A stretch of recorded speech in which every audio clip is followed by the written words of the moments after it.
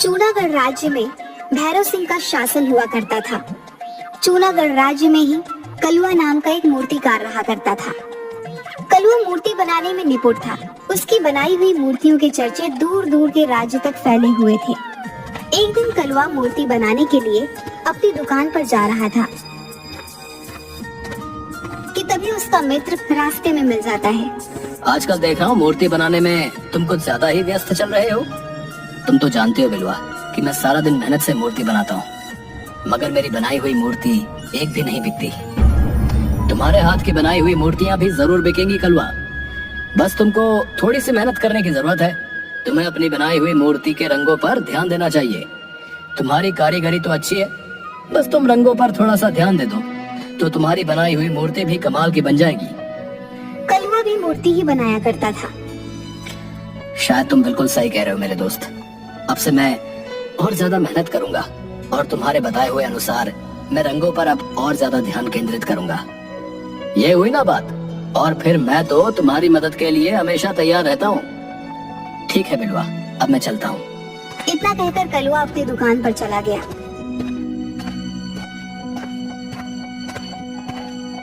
कई महीने ऐसे ही बीत गए। एक दिन वहाँ पर भैरव सिंह के सैनिक कलुआ की दुकान पर आकर रुक जाते हैं।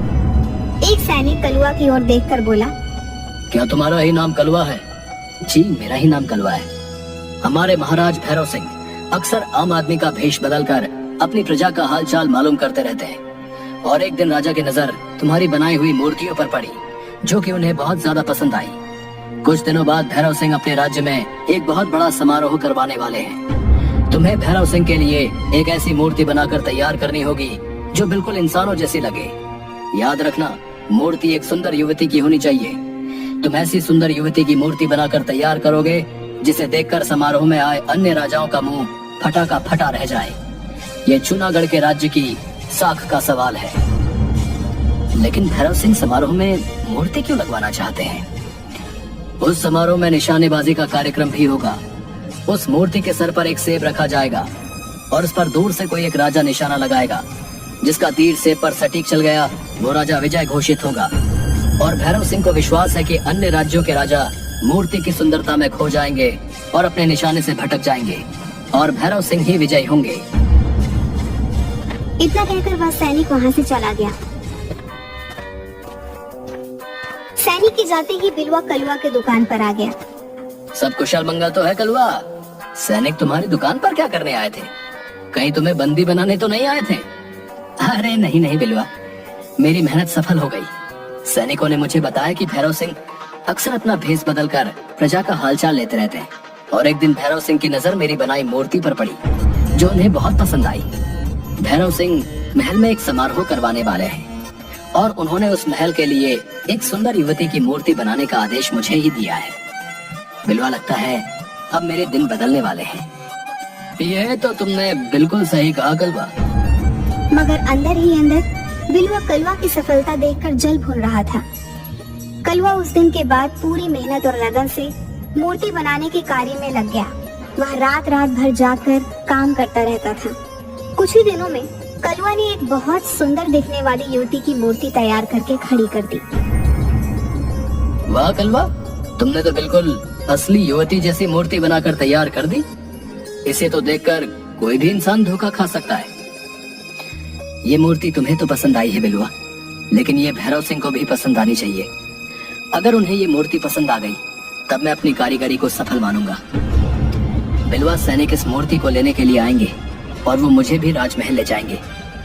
क्या तब तक के लिए तुम इस मूर्ति को अपनी दुकान पर रख सकते हो? आजकल राज्य में चोर बहुत घूम रहे हैं और मुझे सबसे ज्यादा विश्वास तुम पर है। बिलवा ने वह मूर्ति अपने दुकान पर ले जाकर रख दी। मैं वैसे भी इस मूर्ति को ठिकाने लगाने की सोच रहा था और इस मूर्ख ने तो स्वयं ही मूर्ति मुझे सौंप दी। देखता हूँ ये कलुआ का बच्चा राजा को मूर्ति कैसे दे पाता है, क्योंकि मैं कल सुबह ही इस मूर्ति को बेचकर इस शहर और इस राज्य से कुछ महीनों के लिए रफू चक्कर हो जाऊंगा। मूर्ति तैयार न पाकर राजा कलुआ को वैसे भी नहीं छोड़ेगा। मेरे दोनों हाथों में तो लड्डू ही लड्डू है। अगली सुबह जब कलवा बिलवा की दुकान पर गया तो उसे पता लगा कि बिलवा मूर्ति बेचकर इस राज्य से चला गया है। कलवा बुरी तरीके से घबरा गया। अब क्या होगा? राजा के सैनिक जब मूर्ति लेने आएंगे, अगर उन्हें मूर्ति तैयार नहीं मिली तो राजा बुरी तरह से क्रोधित हो जाएंगे और मैं इतनी जल्दी मूर्ति भी तैयार नहीं कर सकता। मैं एक काम करता हूँ, इस राज्य से भाग जाता हूँ, नहीं तो राजा मुझे मार डालेगा। कलवा घबराता हुआ सीधा जंगलों के रास्ते दूसरे राज्य की ओर भागने लगा। तभी उसके कानों में बहुत से सैनिकों के घोड़े के टापों की आवाजें टकराई। कलवा के दौड़ते हुए कदम अचानक रुक गए। ये तो सैनिकों के घोड़े की आवाज है। कहीं ऐसा तो नहीं कि सैनिक मेरे पीछे मेरी दुकान पर सुबह ही आ गए हो और वो मेरे पीछे लग गए हो। हे ईश्वर, अब क्या होगा? कलवा एक घने पेड़ के पीछे छुप गया। कुछ ही देर बाद बहुत से सैनिक वहां से निकलते हुए चले गए। कलवा वहां से जाने ही वाला था कि तभी उसके कानों में किसी स्त्री के कराहने का स्वर टकराया। कलवा ने देखा कि एक युवती घायल अवस्था में पेड़ के नीचे लेटी हुई थी। कलवा दौड़ता हुआ उस घायल युवती के पास पहुंच गया। कौन हो तुम? ये मैं तुम्हें नहीं बता सकती कि मैं कौन हूँ। मैं बस तुम्हें इतना बताना चाहती हूँ कि तुम इसकी रक्षा करना, इसे अपने घर ले जाओ, इसे किसी भी तरह से राजा के हाथ मत लगने देना, नहीं तो अनर्थ हो जाएगा। तुम किसकी रक्षा की बात कर रही हो? यहाँ तो मेरे और तुम्हारे अलावा कोई भी नहीं है। घायल युवती ने एक पेड़ की तरफ इशारा करके कहा, मैं उस मूर्ति की बात कर रही हूँ। कलवा ने जैसे ही देखा कि उसकी आंखों के सामने एक बेहद सुंदर युवती काले वस्त्र पहनी खड़ी हुई थी। वो तो इंसान है, कोई मूर्ति नहीं। नहीं, ये मूर्ति है। तुम जल्दी से इसे अपने घर ले जाओ। लेकिन तुम तो बुरी तरह से घायल हो। मेरी चिंता मत करो, तुम बस इसे ले जाओ और वचन दो कि तुम इस मूर्ति की रक्षा करोगे और इस बारे में किसी को नहीं बताओगे। ठीक है, मैं आपको वचन देता हूँ कि मैं इस मूर्ति की रक्षा करूंगा। कलवा ने इतना कहा ही था कि वह स्त्री बेहोश हो गई। कलवा उस मूर्ति को लेकर घर चला गया। आज रात इस मूर्ति को अपने घर पर ही रख लेता हूँ। सुबह होते ही इस मूर्ति को लेकर इस राज्य को छोड़कर चला जाऊंगा। कलवा ने इतना कहा ही था कि तभी उसके कानों में किसी स्त्री का मधुर स्वर टकराया।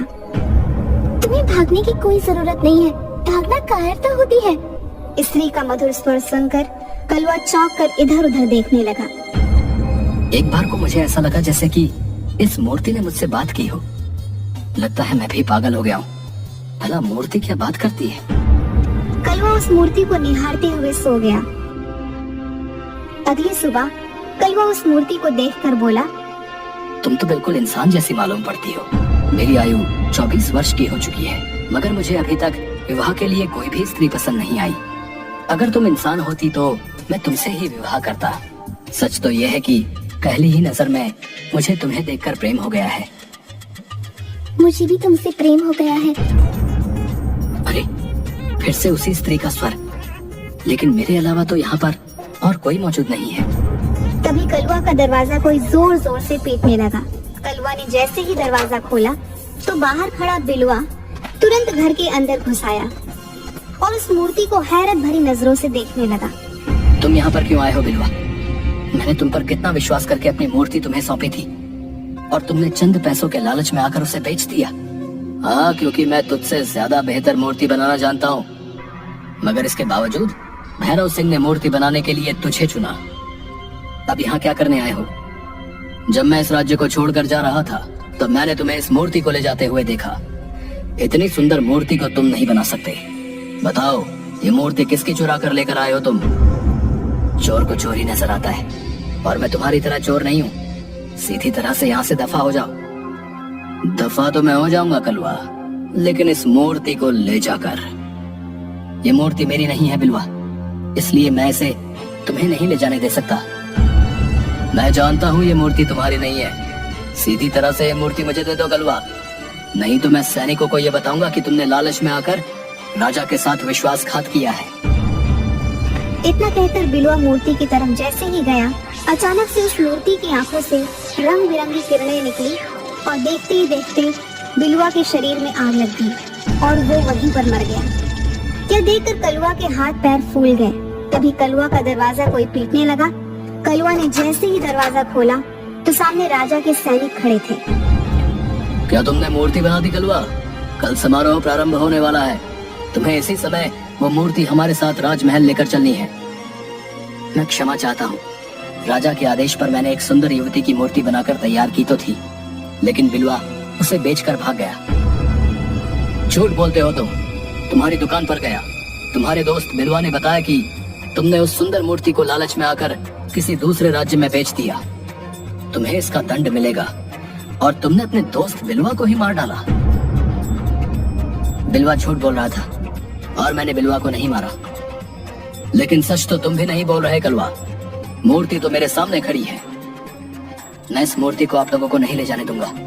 ये मूर्ति मेरी बनाई हुई नहीं है, किसी की भी बनाई हुई हो, इससे क्या फर्क पड़ता है। फिलहाल तो ये राजमहल की शोभा बनेगी। अगर ये मूर्ति तुमने नहीं बनाई कलवा, तो मेरा दावा है कि इतनी सुंदर मूर्ति तुम भी नहीं बना सकते थे। मैं इस मूर्ति को आपको नहीं ले जाने दूंगा। तुम्हारा दिमाग तो ठीक है कलवा। कल समारोह शुरू होने वाला है। राजा को अपमानित करवाओगे क्या? इतना बोलकर उसने मूर्ति को उठाने का आदेश दिया, मगर कलवा जिद पर अड़ गया। गिरफ्तार कर लो इस कलवा को। इसने 2 अपराध किए हैं। एक तो भैरव सिंह के लिए बनाई हुई मूर्ति लालच में आकर बेच दी, और दूसरा अपराध इसने अपने ही दोस्त को जान से मारकर किया। सैनिकों ने कलवा को भी गिरफ्तार कर लिया। वह कलवा और उस मूर्ति को राजमहल के अंदर लेकर चले गए। मूर्ति को देखकर राजा का मुंह हैरत से फटा का फटा रह गया। भैरव सिंह सैनिक से बोला, तुमने कलवा को गिरफ्तार करके क्यों रखा हुआ है? इसने तो बहुत सुंदर मूर्ति बनाई है। इसका दावा है कि ये मूर्ति इसने नहीं बनाई, और ये इस मूर्ति को देने में आनाकानी कर रहा था, और इसने मित्र को भी जान से मार दिया। मैंने अपने दोस्त की जान नहीं ली। राजा के कहने पर सैनिक ने उसके हाथ से रस्सियां खोल दी और उसे आजाद कर दिया। तुम इस मूर्ति को देने में आनाकानी क्यों कर रहे थे कलवा? क्या तुम्हें अपने राज्य पर विश्वास नहीं है? क्या तुम्हें ऐसा लगता है कि मैं तुम्हें इसकी कीमत नहीं दूंगा? मैं तुम्हें इस मूर्ति के बदले इतना सोना दूंगा कि तुम्हारी 7 पुश्तें बैठकर खाएंगी। मुझे कभी धन का लालच नहीं रहा महाराज, लेकिन ये मूर्ति मेरी नहीं, किसी की अमानत है, और मैंने उसे वचन दिया है कि इस मूर्ति की मैं रक्षा करूंगा। रक्षा इंसानों की जाती है कलवा, मूर्ति की नहीं, और तुम्हें अपने दोस्त की हत्या करने के जुर्म में दंड मिलेगा। तभी राजा का एक घायल सैनिक दौड़ता हुआ राजा के पास आकर बोला, महाराज, राजमहल पर पड़ोसी राज्य के राजा चंद्र सिंह ने आक्रमण कर दिया है और सारे राज्य पर कब्जा भी कर लिया है। कुछ ही क्षणों में वो आपके पास पहुंचता होगा। इतना कहकर वह सैनिक वहीं पर बेहोश हो गया। तभी वहाँ पर राजा चंद्र सिंह अपने सैनिकों के साथ आकर बोले, अपने आप को मेरे हवाले कर दो भैरव सिंह, तुम्हारी सेना हार चुकी है। ये गलत है चंद्र सिंह, तुमने पीठ पीछे और धोखे से वार किया है। इसे युद्ध नहीं कहते बल्कि धोखा कहते हैं। जो भी हो, परंतु जीत मेरी हुई है। अब से चुनागढ़ राज्य मेरा हुआ। तभी राजा चंद्र सिंह की नजर उस मूर्ति पर पड़ी। इस मूर्ति की तलाश में तुम्हें पता नहीं कब से भटक रहा था। तुम्हारे पास ये मूर्ति कहाँ से आई? ये मूर्ति मेरे ही राज्य के एक कुशल कारीगर ने बनाई है। इस तरह के कुशल कारीगर तुम्हें सिर्फ मेरे ही राज्य में मिलेंगे। नहीं भैरव सिंह, तुम जिसे मूर्ति समझ रहे हो ना, वो दरअसल मूर्ति नहीं बल्कि कुछ और ही है। इतना कहकर राजा चंद्र सिंह ने अपनी जेब से एक सफेद पाउडर मूर्ति के ऊपर फेंक दिया। अचानक मूर्ति के ऊपर रंग बिरंगी किरणें फूटने लगी और मूर्ति एक बेहद सुंदर युवती, मतलब एक इंसान में परिवर्तित हो गई और क्रोधित होकर राजा चंद्र सिंह से बोली, ये तुमने अच्छा नहीं किया राजा चंद्र सिंह। जब तुम मेरे राज्य को जीत नहीं पाए तब तुमने कपटी साधु की तंत्र क्रिया से मुझे एक मूर्ति में परिवर्तित कर दिया। कौन हो तुम? मैं रायगढ़ रियासत राज्य की राजकुमारी विभा हूँ। हाँ, और अब मैं इस राजकुमारी से विवाह करके सुंदर नगर पर भी कब्जा कर लूंगा। तभी कलवा ने अचानक राजा की तलवार निकालकर राजा चंद्र सिंह पर हमला बोल दिया। कलवा के एक ही वार से राजा चंद्र सिंह ढेर हो गया। तुम्हारा बहुत बहुत धन्यवाद कलवा। अगर तुम ऐसा नहीं करते तो मेरे हाथ से मेरा राज्य छिन जाता और राजकुमारी विभा को ये जबरदस्ती अपनी पत्नी बना लेता। तुम्हारा बहुत बहुत धन्यवाद कलवा। इस चंद्र सिंह ने मुझे कपटी साधु द्वारा मूर्ति में परिवर्तित कर दिया था, लेकिन मैं मूर्ति बनने के बाद भी सब कुछ देख और सुन सकती थी। तुम्हें जंगल में जो घायल स्त्री मिली थी वो मेरी दासी थी, जो मुझे राजा चंद्र सिंह से बचाती हुई फिर रही थी, मगर राजा चंद्र सिंह के सैनिकों ने उस पर हमला कर दिया और इत्तेफाक से वहाँ तुम मिले। सच तो ये है कलवा कि मुझे भी तुमसे पहले ही नजर में प्रेम हो गया है। जिस तरह से तुमने चंद्र सिंह के ऊपर वार किया है, तुम में कुशल राजा बनने के भी लक्षण है।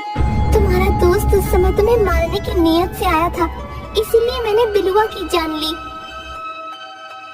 अगले दिन भैरव सिंह ने धूमधाम से कलवा और राजकुमारी विभा का विवाह संपन्न कर दिया। आज कलवा राजकुमारी विभा के साथ मिलकर रायगढ़ रियासत पर शासन